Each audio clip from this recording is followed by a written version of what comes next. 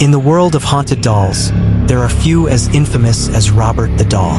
For over a century, this seemingly innocent toy has been linked to terrifying paranormal events, bizarre accidents, and even untimely deaths. But how did an ordinary doll become the center of such a sinister legend? Today, we uncover the chilling true story of Robert the doll.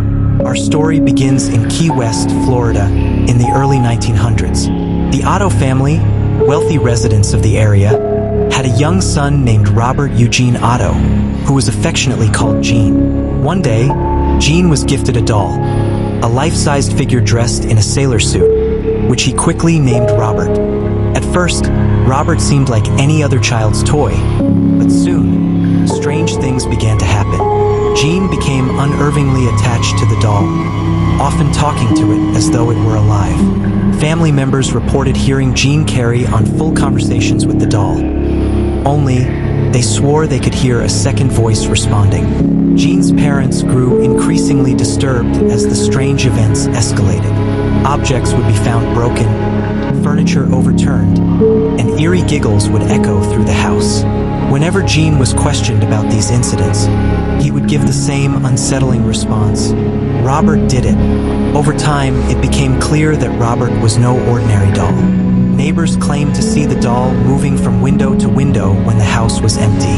The Otto family's servants reported hearing footsteps and voices coming from empty rooms, and some even refused to enter the house entirely, convinced that Robert was possessed by something sinister.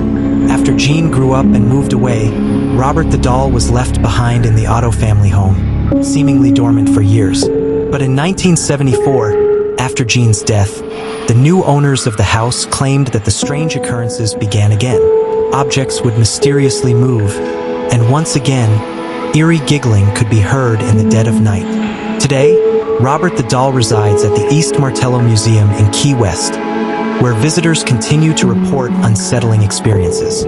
Some say Robert's expression changes when you look at him, while others claim that cameras malfunction in his presence. There's even a tradition that warns visitors to ask Robert for permission before taking his picture. Those who don't are said to suffer from bad luck and even accidents shortly after their visit.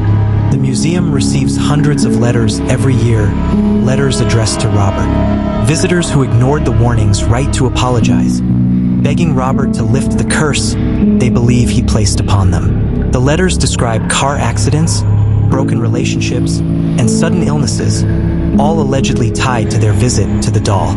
Paranormal investigators from around the world have visited Robert, hoping to uncover the truth behind his haunted reputation. Some claim to have captured strange electromagnetic readings near the doll, while others have recorded unexplained voices and cold spots in his vicinity. So, what is it about Robert the doll that makes him so terrifying? Is he truly possessed by a dark spirit, or is it simply the power of suggestion? The fear that a seemingly ordinary object can hold such malevolent power? Whatever the case may be, one thing is certain. Robert the doll has become one of the most feared and infamous haunted objects in the world. If you ever visit the East Martello Museum, just remember, be respectful, ask for permission, and never, ever anger Robert the doll.